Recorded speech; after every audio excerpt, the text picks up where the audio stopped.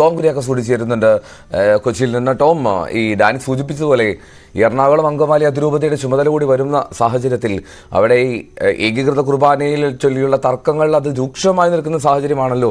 അപ്പോൾ പുതിയ ചുമതലയിലേക്ക് പുതിയ ഒരു ഇടയൻ വന്ന സാഹചര്യത്തിൽ റാഫേൽ തട്ടിൽ നിലപാടുകൾ ശ്രദ്ധേയമാകില്ലേ? അവിടെ ഈ വിമതപക്ഷം അല്ലെങ്കിൽ വിമത എതിർപ്പറിയിക്കുന്ന വിശ്വാസികൾ, ആത്മായ സമൂഹമൊക്കെ എത്തരത്തിലായിരിക്കും ഈ റാഫേൽ തട്ടിലിൻ്റെ ഈ സ്ഥാനാരോഹണത്തെ സ്വീകരിക്കുക?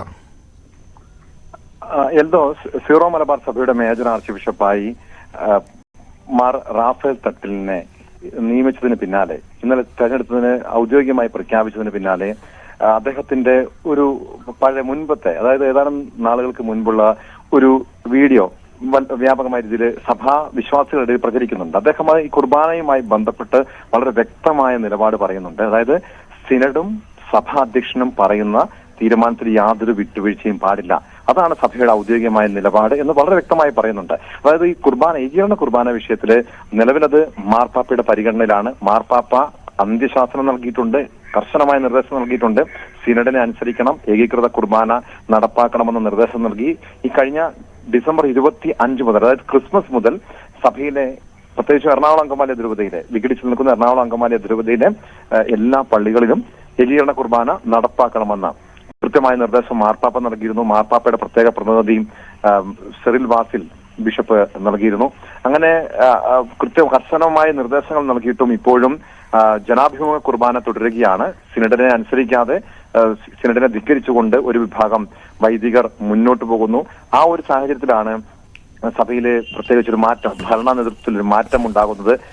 കർദിനാൾ മാർ ജോർജ് ആലഞ്ചേരി സഭ അധ്യക്ഷ പദവി ഒഴിയുന്നത്, പുതിയ വലിയ മെത്രാപ്പോലിത്തയെ മാർ റാഫേൽ തട്ടിലിനെ സഭയുടെ ചുമതല ഏൽപ്പിക്കുന്നത്. സ്വാഭാവികമായും അദ്ദേഹത്തിന്റെ നിലപാട് എന്തോ സൂചിപ്പിച്ചതുപോലെ ഏറെ നിർണായകം തന്നെയാണ്. പക്ഷെ ഒരു കാര്യത്തിൽ ഒരു വിട്ടുവീഴ്ച ഉണ്ടാകില്ല എന്ന് തന്നെയാണ് നമ്മൾ മനസ്സിലാക്കേണ്ടത്. കാരണം കുർബാന വിഷയം അത് മാർപ്പാപ്പയുടെ, ഇന്നലെ നമ്മൾ ചോദിച്ചപ്പോൾ, അദ്ദേഹത്തിന്റെ പ്രതികരണം ചോദിച്ചപ്പോഴും പറഞ്ഞു അത് മാർപ്പാപ്പയുടെ പരിഗണനയിലാണ്. പക്ഷെ ചർച്ചകൾ ഉണ്ടാകും. ചർച്ചകൾ എന്ന് പറയുമ്പോൾ കുർബാന വിഷയത്തിൽ അദ്ദേഹത്തിന്റെ നിലപാടിൽ മാറ്റം ഉണ്ടാകുമെന്നല്ല, ഈ വിമത വൈദികരുമായ ഒരു ചർച്ച ഉണ്ടാകും. അവരെ കാര്യങ്ങൾ പറഞ്ഞ് ബോധിപ്പിക്കും. ഒരുപക്ഷെ ഒരു പുറത്താക്കൽ നടപടികളൊക്കെ ഉണ്ടാകുമെന്ന രീതിയിൽ സഭയ്ക്കുള്ളിൽ വലിയ പ്രചരണം ഉണ്ടെങ്കിലും ആ ഒരു കടുത്ത നടപടി ആയിരിക്കില്ല അദ്ദേഹത്തിന്റെ ഭാഗത്തുണ്ടാവുക. പരമാവധി വിമത വൈദികരെയും വിശ്വാസികളെയും വിശ്വാസത്തിലെടുത്തുകൊണ്ട് അവരെയും കൂടി കേട്ടുകൊണ്ട്